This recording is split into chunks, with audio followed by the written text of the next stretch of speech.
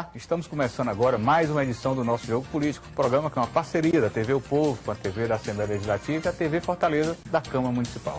Os convidados de hoje, o deputado federal pelo PROS do Ceará, Domingos Neto, ainda pelo PROS, né, deputado? E o deputado federal pelo PSB do Ceará, Danilo Forte, agora no PSB. Você vê como é que está a nossa política, sejam bem-vindos. E são dois personagens aí que estão no epicentro dessa discussão política nacional, da instabilidade, digamos assim, partidária, mudanças de partido.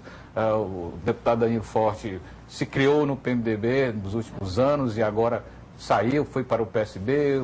O deputado Domingos, que já está em dúvida se vai permanecer no PROS. Enfim, eu queria que cada um falasse desse seu momento partidário, inicial, para a gente iniciar a partir daí a nossa conversa, muitas questões importantes. Os dois estão aí na Câmara dos Deputados e é exatamente a Casa Legislativa onde está se dando com mais ênfase, com mais efervescência essa dinâmica do processo político brasileiro, que é tão delicada, tão complexa. Primeiro, deputado Danilo Forte, seja bem-vindo e se explique agora. O senhor virou um socialista, né? Eu sempre fui, né? Inclusive é um reencontro um pouco da minha história, do meu passado, da juventude, militando no movimento estudantil, com a maturidade do momento presente e diante de um quadro que é um fim de um ciclo, né? Eu acredito que nós estamos, o Brasil, na evolução histórica, está se encerrando esse ciclo do PT, né? Eu acho que foi importante nas conquistas sociais, no avanço da inclusão social, mas, por outro lado, a gente precisa construir alternativas. E essas alternativas elas têm que se dar também no campo progressista, não apenas no campo conservador. Porque o que nós estamos percebendo é uma perspectiva de mudança não apontando na garantia das conquistas sociais e na retomada do desenvolvimento econômico, mas nós estamos notando também uma volta a uma postura, principalmente em busca do neoliberalismo, em busca da conservação das regras da economia, que por muito tempo engessaram, inclusive, o crescimento do Brasil. Então, essa mudança de postura, ela se dá na perspectiva da construção de algo novo. Estamos chegando ao PSB com essa perspectiva, uma perspectiva de fazer com que a gente possa construir, dentro do que a gente tanto trabalhou com esse semestre, um novo pacto federativo, inclusive debati aqui com você sobre isso, no fortalecimento dos entes federados, os estados e municípios, na descentralização do poder político e econômico de Brasília e na busca, inclusive, de abrir uma janela, abrir um espaço para a renovação, inclusive, da política brasileira. Bom, depois eu vou perguntar aí que novo é esse que o senhor acha que o PSB vai construir, qual é a rota, qual é o vetor aí, em busca de quê? Deputado Domingos Filho, por favor. Bom, Fábio, Danilo, alegria de poder participar aqui mais uma vez com vocês. Domingos Neto, Domingos Filho é vosso pai. Uma honra poder ser confundido com meu pai. Parabéns aqui também ao Danilo por estar se filiando ao PSB, partido ao qual militei, que tenho até hoje grandes relações. Seguindo o grupo tivemos que sair, mas que é um partido que também se coloca muito bem no espaço nacional. Nosso momento atual é um momento muito complexo dentro do PROS, né? Uma boa parte do grupo indo para o PDT e agora o último gesto colocado aqui foi um gesto de nós, liderança do partido, ficarmos sabendo pelos jornais. Com todo respeito aqui. Ficaram sabendo pelos jornais o quê, deputado? Uma total intervenção e mudança na composição do partido no estado do Ceará. Do PROS. Do PROS. Como a sua primeira pergunta era exatamente sobre a situação. Quer dizer, o deputado federal mais votado do partido não foi comunicado sobre o novo processo diretivo do partido aqui no Ceará. E líder da bancada. Líder da bancada, né? Mais votado do partido no país, não só no Ceará. E com todas as conversas que nós tivemos sempre era exatamente no sentido de que permaneceríamos no partido e tal. E fiquei sabendo pelos jornais que com a janela aprovada na Câmara dos Deputados, que é uma janela que permitiria os deputados a mudarem de partido em março de 2018, com essa janela foi feita uma negociação com o deputado do Ceará, o deputado Dorico, e que com isso ele ficaria com a direção do partido no Estado. Eu não teria nenhuma dificuldade em compor isso junto com o Odorico, até porque os nomes que eles estão trazendo são nomes dos meus amigos qualificadíssimos, Valdetário, Leandro Vasques, pessoas com quem eu tenho uma relação independente de política. O problema é a forma de ficar sabendo pelos jornais, de mudou o presidente, mudou o tesoureiro, vai mudar novamente e nós, com uma total insegurança, Danilo, de ficar 100% refém de uma decisão monocrática. Aí depois que foi colocado, aí ligam para mim. Aí o presidente foi na minha casa. Esse final de semana vem uma pessoa da Executiva Nacional do Partido para conversar comigo. Mas depois do estrago feito. Realmente essa semana foi uma semana que, no âmbito de política local, nos gera grande segurança. E uma preocupação que se estende a toda a bancada do PROS nacional, porque todos os deputados do partido naturalmente assistem isso com a preocupação de que amanhã podem ser eles. Estão fazendo comigo, líder do partido, por que não vão fazer com qualquer outro deputado amanhã? Me parece muita inabilidade, não? Aí, ou tem algo que justifique isso? Do ponto de vista político? Não, do ponto de vista político, eu acho que a única justificativa que pode ser é que eu fui eleito líder contra a vontade do presidente nacional do partido. Disputei com o candidato dele, ele, presidente, ligou para cada um dos deputados federais do partido, pedindo votos para este candidato, e eu tive 2/3 dos votos. Mas, superado esse momento, nós já tínhamos feito toda uma recomposição, os motivos, não sei quais são os fins, mas certamente não justificariam os meios. Mesmo que o deputado Odorico viesse para o partido, e essa janela se daria em 2018, aí quer dizer que com a virtual vinda dele em 2018, ele já comandaria o partido aqui, acima de todos que se elegeram e que deram votos ao partido em 2014. Então, enxergue que são os nossos votos, são os meus votos que compõem o Fundo Partidário Nacional e o Tempo Televisão que o PROS tem. Então, realmente isso em âmbito local foi algo que nos preocupou e que tive ampla solidariedade da bancada, que naturalmente se viu solidária a mim, preocupada que isso possa acontecer com eles. E a primeira perda nós já tivemos essa semana, com o deputado Miro Teixeira se filia na rede. Se filia na rede. Bancada hoje que perderam 2 deputados que estavam ligados ao grupo do nós temos 11 governador Cid Gomes, né? Nós temos 12 deputados, tínhamos 12 deputados em mandato, 11 eleitos e 1 suplente assumindo. Dos 12 já perdemos imediatamente 3. No caso, 2 para o PDT, e 1 para a rede, Leônidas Cristino, e o deputado Bauman, e 1 para a rede, 3. Agora, e tínhamos outros tantos que, com uma situação como essa, naturalmente, ficam 100% preocupados de que isso possa acontecer com eles. Você está dizendo que vai haver um esvaziamento, então, da bancada federal do Caso isso não tenhamos um rápido restabelecimento disso, certamente esse esvaziamento pode acontecer não apenas em âmbito estadual. Quando diz que se não tiver um rápido restabelecimento disso, significa que ainda vai para uma negociação, ainda vai para uma conversa. Não, se o presidente já não é uma decisão ainda sair. Se o presidente mandou uma pessoa dele para o Ceará para conversar comigo, não serei eu que estou reclamando de que ele não conversou comigo antes, que agora também não vou conversar. Então, naturalmente, eu vou receber, vou ter que ouvir. E almocei com o deputado Odorico ontem. Ele me disse que me procuraria com o Valdetário esse final de semana. Naturalmente, estou esperando. Até porque nós vamos receber amanhã, ou vamos receber no sábado, o ministro Gilberto Kassab para 2 eventos. Um em Fortaleza e outro em Itauá. Ok. Deputado Danilo, na hora que o senhor sai do PMDB, o PMDB começa a fazer um programa com seu discurso de oposição. Eu queria que a prática... Estava esperando que o senhor saísse, era... Eu queria que fosse a prática também, né? Exatamente isso aí foi uma das contradições que a gente tanto trabalhou. Desde 2013, nós já anunciávamos que o PT tinha um projeto hegemônico, um projeto que, do ponto de vista político, ia levar o país à situação de vulnerabilidade que nós estamos vivendo hoje, e ao mesmo tempo a gente já exigia uma postura diferenciada do PMDB naquela época.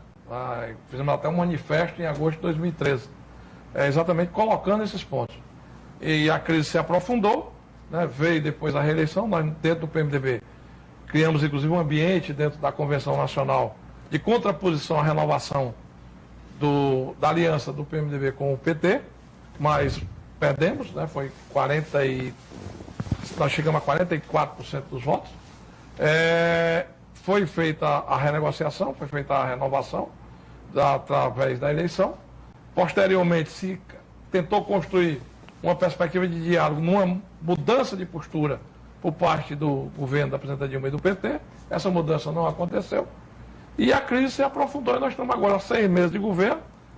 O que se diz de manhã não vale de tarde, e o que se diz de tarde não vale nem para manhã nem de tarde. Agora, alimentar essa perspectiva da reforma ministerial, que também já foi adiada por 2 vezes, era para ter sido anunciada na quarta, na quinta-feira da semana passada, e não foi. Agora já ficou para a semana que vem. E o governo patinando sem conseguir dar nenhuma resposta para a situação econômica que o país vive. E o PMDB apresenta um programa exatamente de uma postura de oposição, que é o que a gente viu na televisão agora na quinta-feira passada, e a prática é de, inclusive, fortalecer o governo, quando poderia estar avançando no discurso de oposição e preparando, inclusive, um day after, um posterior a esse governo que a gente sabe que não tem condições de ter continuidade, porque não consegue dar resposta para a sociedade. O modelo do arroz fiscal diminuiu o tamanho da economia e, paralelamente, diminuiu, inclusive, a capacidade arrecadatória do próprio governo. Está aí os repasses também diminuindo. Né? O FPM teve uma queda de 38,5% agora em setembro, em relação a setembro do ano passado. Se você botar a inflação em cima disso, dá mais de 50%. O estado do Ceará, um estado que é modelo. FPM, diga-se que é dinheiro que... Fundo de Participação dos Municípios. É o dinheiro que banca praticamente as gestões municipais. No né? Ceará, 85% das gestões municipais são bancadas pela FPM. O FPE, que é o Fundo de Participação do Estado, teve uma queda de 40 milhões agora em setembro, também em relação ao mês passado, o que demonstra um quadro recessivo.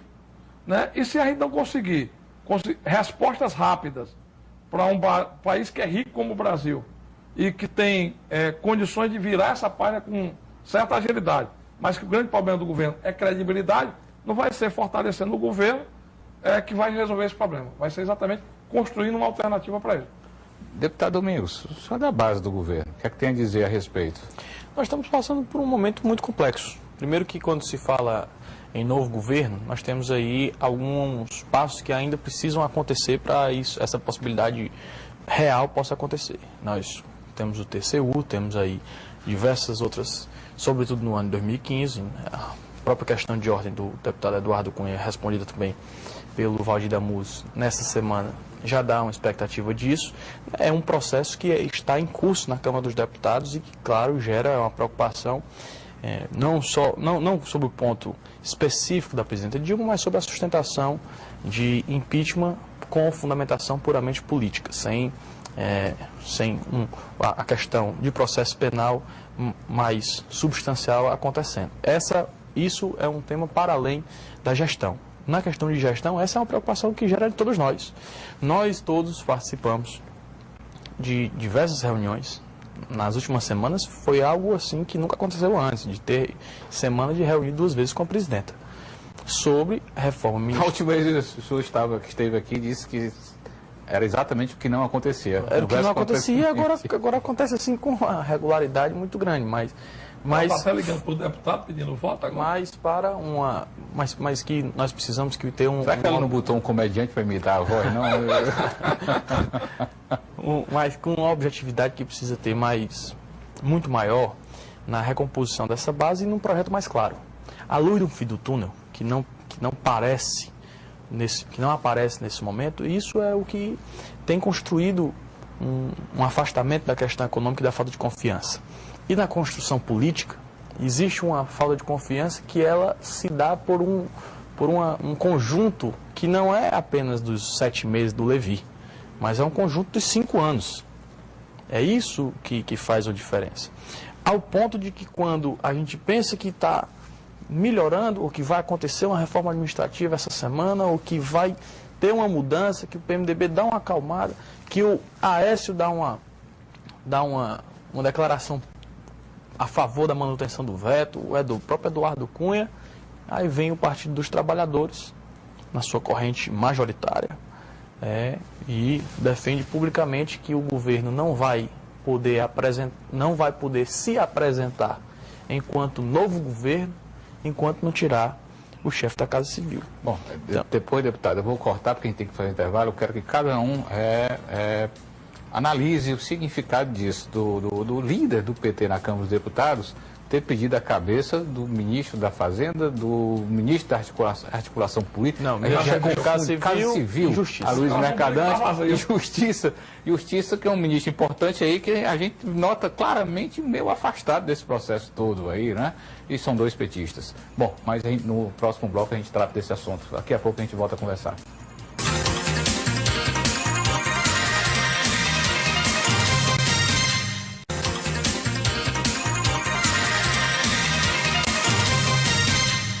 Estamos de volta agora com o segundo bloco do nosso Jogo Político, o programa que é uma parceria entre a TV O Povo, a TV Assembleia, a TV da Câmara Municipal de Fortaleza. Nossa conversa hoje com os deputados Domingos Neto, do PROS, e Danilo Forte, do PSB. Agora, deputado Danilo Forte, o deputado Domingos tocou no ponto que é fundamental, né?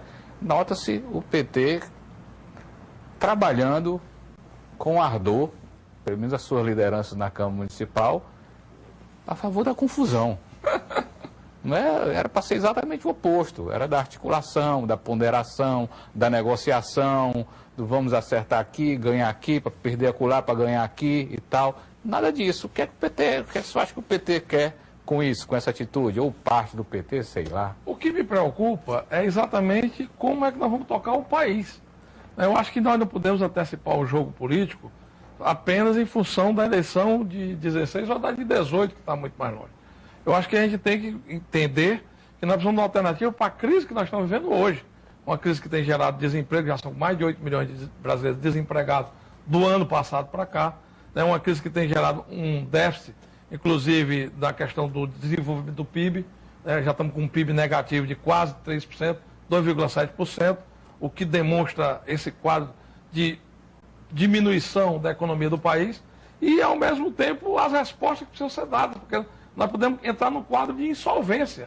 Nós já temos estados, eu presenciei uma cena do governador do Rio Grande do Sul, um estado com toda a tradição, um estado rico, historicamente importante da Federação Brasileira, chorando porque o estado estava quebrado e ele não tinha condições de honrar os compromissos do estado, sequer com folha de pagamento. E isso está se desdobrando, porque o estado de Sergipe também já está sem conseguir pagar a folha e se espera a manter-se essa linha de desenvolvimento da economia do país, que até dezembro 10 estados brasileiros terão um problema de dificuldade de pagar a folha de pagamento. Os municípios ninguém se fala. Eu estive aqui semana passada na Associação da Prece, da Associação dos Prefeitos do Estado do Ceará, e mais da metade dos municípios estão com dificuldade já hoje de cumprir suas obrigações. Então, há uma falência do quadro federativo. E o partido do governo não pode estar pensando única e exclusivamente de como se preparar para um processo eleitoral. Tem que ter a responsabilidade do momento. Você está dizendo que o PT faz isso se preparando para uma disputa política aí? Talvez na busca de uma alternativa, porque esfacelando o núcleo do governo, o que é que ele faz? Ajuda. Automaticamente ele está colaborando para a desordem do governo. Né? A situação, até me lembro do Tarcísio Leitão, que dizia, quando a gente era menino no movimento estudantil, que estava de vaca não reconhecer bezerro. Quer dizer, não adianta se o partido que tem a maior responsabilidade para a governabilidade busca, em vez de construir alicerces para que essa governabilidade seja reconstruída, como muito bem colocou o deputado Domingos Neto, o que é que ele está fazendo? Ele está esfarelando, porque é exatamente uma marcha dada na cabeça do governo. Você, Ministério da Fazenda, Casa Civil e Justiça, é o tripé que sustenta o governo.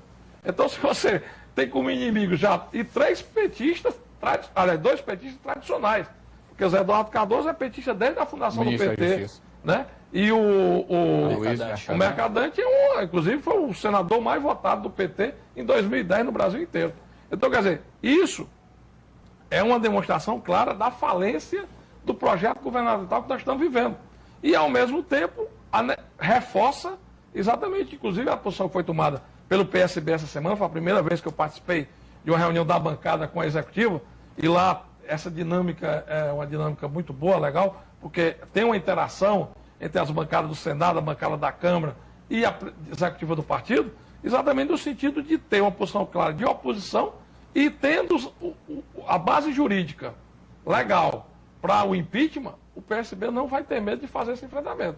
O PSB vai, inclusive, arguir com base na legalidade dos fatos, lógico, que ninguém é irresponsável de entrar numa aventura, mas a substituição, porque o país não tem condições de prosperar num modelo com a presidenta que já não preside, com um governo que já não se reencontra e com uma perspectiva para a economia do cadafalso do buraco que está logo ali na frente. Deputado Domingos, o senhor concorda?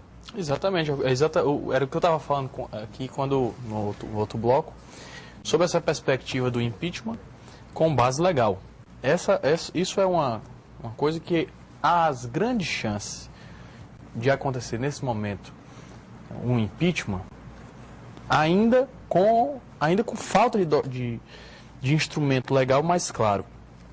O que o PT, uma parte do PT, já está tentando se preparar, Fábio, é que mesmo que o TCU venha, nas contas de 2014, desfavorável, que isso se trata de mandato anterior. Essa é um primeiro fato. Mas, se não houver ainda uma grande concertação, está aqui um que foi relator da LDO, ele sabe que fatalmente vai descumprir também em 2015. Porque se na LDO não se mudar as metas de superávit para esse ano, inevitavelmente, a preço de hoje, se o governo parasse de fazer tudo, não tinha como cumprir. Eu estou errado. Tá certo. Então, o crime seria feito também em 2015. Então, são dois... Você está dizendo que não vai faltar elemento para um possível... Não, estou dizendo que pode não faltar. E a crise econômica, ela é agravada pela crise política. O ministro Levi, na reunião que nós tivemos, ele teve um desempenho, digamos, ruim no seu debate com os líderes. Por quê? Primeiro, com o líder do Rogério Rosso, por exemplo, do PSD, teve um clima pesado na reunião, à frente da presidenta Dilma. Não por culpa do ministro, né? Muitos, eu estou dizendo que está aqui um que estava na reunião. O que sai da versão é diferente dos fatos. 100% por culpa do ministro. Como é que o ministro chega numa reunião com os líderes onde está precisando de apoio político e diz que a culpa da queda do grau de investimento é do Congresso? Algo que é de você rir para não chorar. É verdade. Né? Na verdade, já é um péssimo sinal quando o ministro da Fazenda é obrigado a conversar, se vê obrigado a conversar com bancada política, né? Não, isso aí era o papel de outro, né? Quando foi apresentar os cortes, eles entraram na questão técnica. E na questão técnica, excelente, ok. Fala lá a matemática dele, ok. Quando entra o debate, que os líderes começam a falar, ele não se contém para tentar comentar política. Inclusive a minha intervenção, eu só fiz 2 intervenções nessa reunião com ele, A primeira intervenção foi que ele disse: ministro, quem faz matemática, faça matemática, quem faz política, faça política. Não adianta você querer chegar para o rumo de aqui e tentar ensinar para a gente o que é repercussão pública. O que é que a sociedade está pensando, porque nós é que somos políticos. E a outra foi o seguinte: rapaz, não precisa de um cara formado em Harvard, de um currículo excepcional como o dele, ou como também o do ministro Nelson Barbosa, para chegar como solução, apresentar a CPMF. Qualquer um faria, rapaz. Você tenta buscar grandes quadros para a ministra da Fazenda, para a ministra do Planejamento, para tentar arrumar uma solução diferente. Enfrentar a crise da Previdência, ninguém fala. Enfrentar a crise da dívida, ninguém fala. Aí chega lá, apresenta o orçamento da Receita Pública de mais de 2 trilhões, onde só 250 bilhões são de receita discricionária, e 180 bilhões desses estão no PIB, é muito fácil dizer que só a CPMF pode ser solução. Por que ele não enfrenta onde está 80% da receita corrente líquida, da receita total do governo, quase 50% na dívida, e da receita, retirando a dívida, 75% em previdência e a folha salarial. É um absurdo. Você tem noção de 2,3 trilhões, a CPMF representaria 30 bilhões. É uma solução muito fácil para quem não quer enfrentar os problemas mais difíceis. E aqui entre nós, o povo da rua, uma falsa solução. Você disse que a Previdência está gerando um buraco todo ano. 120 bi. A projeção é essa, já, imediata. É. Aí propõe uma forma de tapar esse buraco. Mas as causas do buraco continuam gerando buraco o tempo todo, como é dramático isso. E o que é então, pior? o governo não foi capaz nem sequer de apresentar isso. Olha, vamos tapar o buraco imediatamente. Olha as circunstâncias como são diferentes. Vamos tapar o buraco imediatamente e estou aqui propondo no Congresso um conjunto de ações para resolver o problema da Previdência, para que ela não gere novos buracos. Houve uma resposta sobre essa questão. Qual foi? Aí entra no que o Danilo falou aqui da falta de credibilidade e de confiança.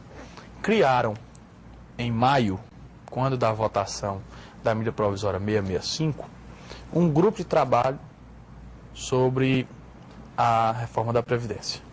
No âmbito do governo? No âmbito do governo, que era exatamente na fórmula 8595 Falta do fator previdenciário, que passou na medida provisória e depois foi vetado.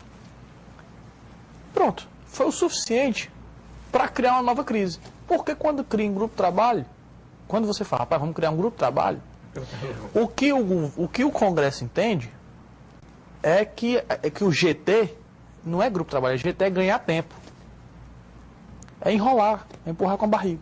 É essa a sensação, deputado, na sua larga experiência como governista também? Mesmo governista crítico, mas era. O problema é o seguinte, é que falta uma formulação política. Como muito bem colocou o deputado Domingos Neto, o currículo é muito bom, mas a capacidade de formular é muito pequena. E na falta de capacidade de formular, não escuta quem tem capacidade de formular. Porque muitos já tentaram dar sua contribuição. O próprio ministro Delfim Neto tem repetidas vezes colocado agora, que, por exemplo, por que é que não aumenta a CID, que gera emprego, que retoma um dos programas vitoriosos do Brasil com a questão do álcool, do etanol, e em vez de voltar com a CPMF. Inclusive diminui até os carros na rua e valoriza, inclusive, o transporte público, porque a CID se incide sobre a gasolina e sobre o álcool e não sobre o óleo diesel. Então, é essa capacidade que o governo não tem. E quando vai para o enfrentamento, é esse desastre que o Domingos colocou aqui. Quer dizer, não tem a capacidade, inclusive, de fazer a articulação para poder ter êxito na votação, na aprovação das matérias. E o pior disso é que gera um efeito cascata que vai deteriorando as relações com os demais entes. Por exemplo, na questão da Previdência, estão comentando aqui, o Domingos colocou com muita propriedade. Foi feita a transferência dessa Previdência para os estados e municípios. Porque o grande problema é a Previdência do setor público.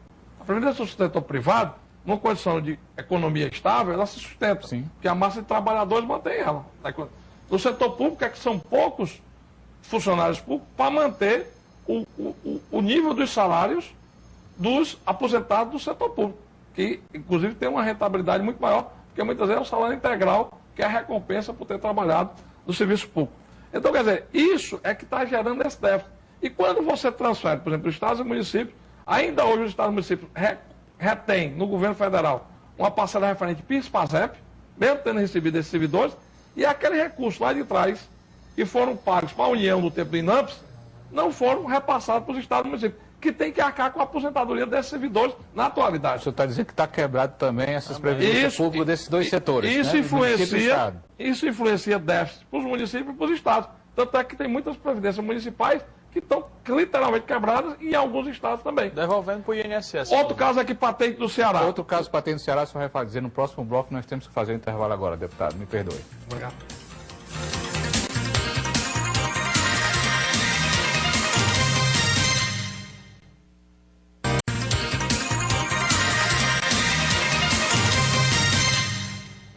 Estamos de volta agora com o terceiro bloco do nosso jogo político, hoje recebendo o deputado federal pelo PROS do Ceará, Domingos Neto, o deputado federal pelo PSB do Ceará, Danilo Forte. Deputado, desculpe, cortei o raciocínio. Continue, por favor. Não, essa contaminação que hoje o governo federal faz sobre os demais entes federados. Por exemplo, aqui no caso prático do Estado do Ceará. O Estado do Ceará tem uma situação fiscal aprumada, né, equilibrada. Isso fruto, inclusive, desde o tempo do governo do TAS, que realmente conseguiu fazer um reencontro das contas do Estado. E o Estado do Ceará, fiscalmente, financeiramente, é um Estado equilibrado. Mas hoje, contaminado pelo governo federal, impede, inclusive, que o Estado do Ceará consiga alavancar recursos de financiamentos internacionais.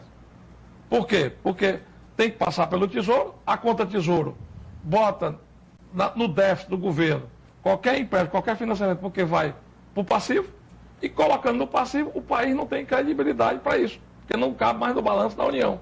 Então, um Estado que poderia, inclusive, estar avançando nos seus investimentos de logística, de infraestrutura, está aí a obra do Cinturão das Águas, no período de seca parada, mais de 4 mil trabalhadores que foram colocados na rua, né, inclusive diminuindo a atividade econômica em vários municípios do interior do Ceará, principalmente na região mais sofrida, e no Sertão Central, por onde ia passar o Cinturão das Águas. Daí as obras importantes aqui de Fortaleza, paradas, o metrô de Fortaleza, os canteiros de obra que fizeram aqui, até como instrumento de módulo para chamar a atenção da população para uma questão eleitoral, viraram em monturo de lixo, né? Está aí a questão do aquário, do famoso aquário, que não consegue viabilizar o empréstimo. Por quê? Porque os organismos internacionais precisam da aprovação por parte do Tesouro, e o Tesouro, estando no estado deficitário, não consegue dar a autonomia necessária para que os estados e municípios que tenham uma condição fiscal boa possam, inclusive, alimentar a sua própria economia. Porque todos esses projetos são indutores econômicos. Eles geram economia, eles geram compra, eles geram negócio, eles geram uma rotatividade onde eles estão sendo executados, que dinamiza a ação local com relação ao crescimento econômico. É isso, deputado Domingos. Mesmo o Estado tendo a capacidade de endividamento, mesmo tendo grau de investimento, a necessidade de passar pela STN tem burocratizado isso no país inteiro. Porque como entra no cálculo do déficit, mesmo o caso de Fortaleza, por exemplo, existem também, a garantia é da União e a contragarantia do ente federado. Só que a garantia é retenção no FPM e no FPE, em muitas das operações. Então é uma coisa sem nenhuma dificuldade para a União, mas exclusivamente pela política fiscal de entrar no cálculo do déficit, isso tem que ser parece segurado. que é por lei, não? Isso aí, que também, tem que entrar. Também. E existe também uma outra questão, que é um acordo da Basileia Internacional. Exatamente. Isso aí são questões internacionais também. Que precisa ser... Trocando em miúdos, deputado, pelo que o deputado Danilo Forte disse aqui, empréstimo de aquário, os outros empréstimos que o governo estadual está requerendo também, muitos na área de infraestrutura, importantes, nada vai sair, não é? Não, alguns já foram aprovados, né? O do aquário já foi aprovado, foi ao Senado Federal, porque também é uma outra fase, né? Porque quando tem... O projeto do aquário foi para o Senado já? O ASTN já liberou. São algumas fases, né? Passa pela PGFN, Procuradoria-Geral da Fazenda Nacional, Secretaria do Tesouro, e depois vai para o Senado. Então, esse daí já foi. Mas acho que mesmo no Pacto Federativo, essa questão já estava sendo enfrentada, né? Sobre a necessidade ou não da STN fazer parte desse processo, né? Nós estamos discutindo a questão exatamente com relação à autonomia, para que os estados e municípios dentro da federação possam ter autonomia. Desde que tenham condições para tal. Desde que tenham condições para tal, fugindo exatamente dessa contaminação que a crise nacional está fazendo sobre esses entes federados que têm uma situação fiscal sadia, saudável. Deputados, para os dois a pergunta. A última delação premiada, né, um ex-gerente da Petrobras, da área internacional, diz o seguinte, que ao relatar como é que foi a nomeação do Zelada para a diretoria internacional da Petrobras, e ele declarou o seguinte, olha, na época que eu soube, foi 2008, na época que eu soube que quem dava a palavra final sobre esta nomeação para essa diretoria importante da Petrobras era o deputado Eduardo Cunha.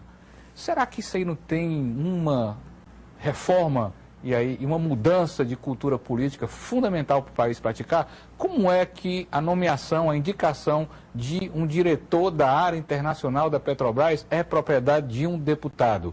E olha que era um deputado menor na época, 2008, nem se ouvia falar de Eduardo Cunha. Será que boa parte dos erros e da gravidade do problema é política? Vamos discutir. Primeiro, qual é o grande erro? É exatamente o loteamento em cima dos cargos públicos, não valorizando a meritocracia e a forma irresponsável de muitas vezes desse loteamento. Não se esqueça da história do Severino, da diretoria que cava poço. Eu quero aquela diretoria que cava poço, que é aí onde você nivela por baixo o que era a política brasileira. Nós estamos preparando um saldo de qualidade. A crise leva a um avanço. Qual? Primeiro, nós estamos constituindo uma lei de responsabilidade das estatais. Isso é uma comissão. Exatamente, já foi aprovado na comissão, eu fiz parte, foi presidida pelo senador Tasso Gereissati, no sentido de que essas estatais, elas eram regidas pelas leis das empresas públicas, quando lhe era conveniente, e eram regidas pela lei da iniciativa privada, quando lhe era conveniente. E diante desse embaraço, dava espaço exatamente para as manipulações e para as falsas prestações de conta. Porque, de início, a Petrobras não se reportava nem sequer ao Tribunal de Contas da União. Porque a Aguia, que era uma empresa com ações em bolsa de valores e que não precisava ser fiscalizada pelo Tribunal de Contas da União. Foi exatamente a abertura desse escândalo que fez com que, inclusive, os órgãos do governo tivessem a preocupação de fiscalizá-las. E o papel do governo, do Congresso Nacional, é exatamente onde tem dinheiro público, tem que se fiscalizar, que é um princípio, inclusive, fundamental dentro da estrutura democrática do Estado federativo, de fiscalização sobre as ações do Poder Executivo. Então, tem dinheiro público, é obrigação nossa fiscalizar. No caso específico, Eduardo tem passado para nós, né, não sou advogado dele, mas tem uma relação de amizade, que não tem nada a ver com isso, até porque em 2008 ele não tinha nem esse prestígio todo, nem na bancada do PMDB e muito menos no governo do presidente Lula. E é logo no pós onde ele derruba a CPMF. Porque quem foi o relator da queda da CPMF na Câmara, lá naquela época, 2007, 2008, foi exatamente o deputado Eduardo Cunha. Mas, deputado, como é que ele estava indicando o diretor da Internacional? Então, eu acho... Alguém indicava na área política. Então, eu acho que não é... eu não queria nem entrar no mérito do Eduardo Cunha, não. Por isso é que eu acho o seguinte, ele tem o direito... Será que tem que ser assim, o direito de defesa ele tem que ter. Não, eu acho o seguinte, primeiro não precisa desse espaço todo. Por exemplo, o Brasil hoje tem 23 mil carros comissionados, é um absurdo. Só a presidência da República, a estrutura da presidência da República tem 9 mil carros comissionados. É um absurdo isso. Os Estados Unidos, o Barack Obama, o homem mais poderoso do mundo, tem 4.600 carros comissionados à disposição dele. É realmente esse latifúndio que gerou toda uma estatização partidária, né, que realmente abre espaço para tudo isso. Coisa que sejamos justos, deputado, não é de hoje, né? Segundo, nós temos que sair desse momento crítico exatamente com um aperfeiçoamento com relação a isso. Por isso é que a gente brigou tanto pela redução da estrutura do Estado, que do ponto de vista econômico pode não ter uma influência muito grande financeiramente na economia, mas do ponto de vista político, consegue trazer de volta a tal da credibilidade que hoje está tão diminuída. E, por outro lado, também é necessário que nós tenhamos a compreensão de que, por exemplo, no caso das estatais, hoje nós temos um procedimento aprovado já nesse projeto de lei, que vai primeiro para a votação no Senado e depois na Câmara, em regular os cargos de chefia e também as obrigações e também a punição com relação a qualquer desvio desse cargo de chefia. E uma maior fiscalização, não só agora pelo governo, mas inclusive nessas que têm ações de sociedade anônima, com participação de capital público, também pelos órgãos de controle das bolsas de valores, que também poderão fazer o controle sobre as uma série de restrições que certamente terá um efeito positivo no descontrole, no descalabro que aconteceu. Mas, deputado Domingos, também tem que ter uma reforma na cabeça dos políticos, não? Será que a política tem que ser feita dessa maneira? Se elegeu, tem direito a 2 cargos, por exemplo, no governo estadual? Não, sem dúvida. Primeiro que o seguinte, nós não podemos também colocar a culpa 100% na coalizão. Se nós tivéssemos uma eleição... Nem é objetivo, é apenas uma pergunta. Enfim, mas é uma das culpas, é natural. A coalizão, o modelo de governabilidade. É natural que, né? quem fez parte da eleição faça parte do governo. Não tem a ver com cargo, mas tem a ver com as direções. A grande crise política atual não é por conta de cargo, é porque está aqui esse que foi do PMDB. Quantas vezes a bancada dele foi ouvida por uma posição polêmica do governo? A CPMF, tu pensa que chamou os líderes para perguntar se os líderes concordavam que mandasse a CPMF? Não, chamou depois.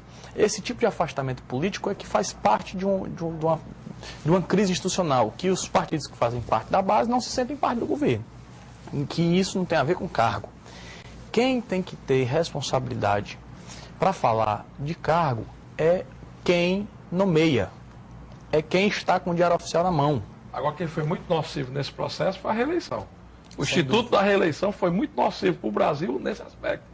Porque a partir do momento que tinham eleito, principalmente do primeiro mandato, ele, em vez de ter ciência e a consciência que precisava fazer um mandato focado no povo, ele fazia um mandato focado na reeleição dele.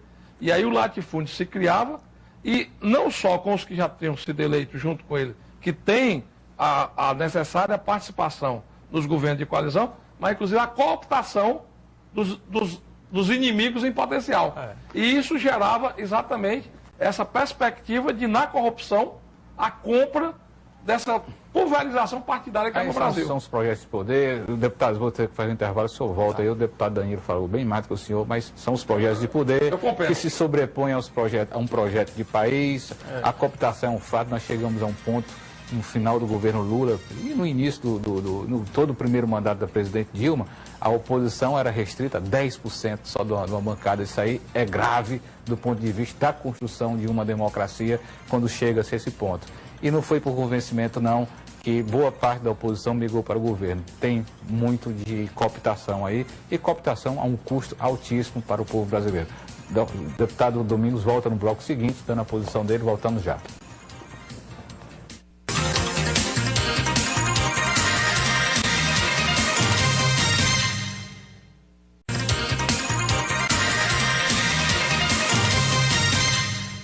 Estamos de volta agora com o último bloco do nosso jogo político. Passou rápido, né? Hoje recebemos o deputado federal pelo PROS do Ceará, Domingos Neto, deputado federal pelo PSB do Ceará, Danilo Forte. Eu passo a palavra ao deputado Domingos, que falou pouco no bloco anterior.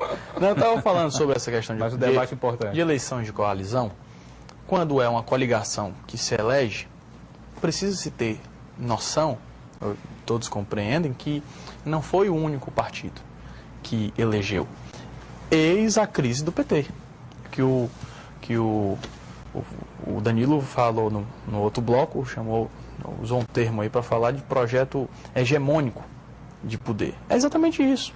O PT utiliza de todo mundo, tem utilizado para isso, mas num governo onde majoritariamente é 100% de um partido. Então, desvirtua o que é o fundamento da coligação. A coligação ela tem um fundamento diferente. É de quando juntos, essa coligação ela se torna um partido para aquela eleição. E, naturalmente, quando for governar, que isso seja da coligação. Esses modelos com 22 partidos na coligação, não, isso não pode dar certo, enfim, né, deputado? Nós temos que retirar aí a grande maioria. Mas você vai ver que nas coligações tem 4, 5 que são alicerces, 6 que são alicerces. E nós temos grandes exemplos também em todas as esferas de governo, de grandes quadros, grandes gestores, grandes secretários que apareceram por conta das coalizões. Bons ministros. Nós estamos aqui, pronto, no próprio PSB. O PSB sempre apresentou, quando era do governo Lula, grandes ministros, com um perfil diferente. Alguns que perfil muito técnico, o próprio PCdoB, o Aldo Rebelo é um ministro respeitadíssimo. Então, existem... Agora, quanto ao aparelhamento, aí a responsabilidade de responder sobre isso é 100% de quem está com o diário oficial na mão. É a falta de critério, é o fisiologismo, é saber que está entrando sem nenhum preparo. Isso tem responsabilidade de quem indica, mas sobretudo de quem nomeia. Então, não é a forma de que seja proibido. Vai existir uma coligação, vai eleger. Depois que eleger, o governo ou qualquer que seja, é só do eleito. Deputado, faltam 3 minutos. Eu queria partir de alguns pontos agora que a gente procurasse responder rapidamente para ter mais tempo. Tem um modelo político, administrativo aí que claramente fracassou e se exauriu e levou o país à bancarrota. Hoje o país está prestes está entrando numa quadra aí, 2 anos aí de recessão que não acontecia desde 1930, quando aconteceu a grande recessão mundial, né? A grande depressão mundial. E que influenciou, o Brasil nem era um país de ponta, mas exportação de café, enfim, acabou influenciando aqui no crescimento do Brasil. E olha que o Brasil não era um país, não era um player, né, naquele momento. Mas o que é que será daqui para frente? Vamos olhar para frente. Que tipo de modelo virá? É um modelo mais de privatização, deputado? Um modelo mais liberal? Um Estado mais forte, mas com menos tentáculos? É esse o caminho? Eu acho que o modelo econômico que tem que se avançar não pode ser um modelo 100% de tesoureiro, como tem sido o modelo Levy. Nós precisamos ter um modelo mais progressista, que enxergue investimento, que traga o capital privado para perto, se não no modelo de privatização, mas nós temos um modelo de concessão, de parcerias público-privadas para aumentar e melhorar em muitos serviços que podem ser compartilhados com o setor privado e não tem sido feito único e exclusivamente pelo setor público, sem fazer com que se acabe aquisições sociais que são importantíssimas. Mas, para isso, nós temos aí uma oportunidade que tem que ser rápida, que essa reforma administrativa possa representar um novo momento e que o governo tenha a disposição de cortar na própria carne, não só do ponto de vista orçamentário no corte de ministérios, mas do ponto de vista político, para mostrar que está disposto a enfrentar os desafios que são necessários para construir um novo alicerce para o país. Deputado Danilo, a mesma questão.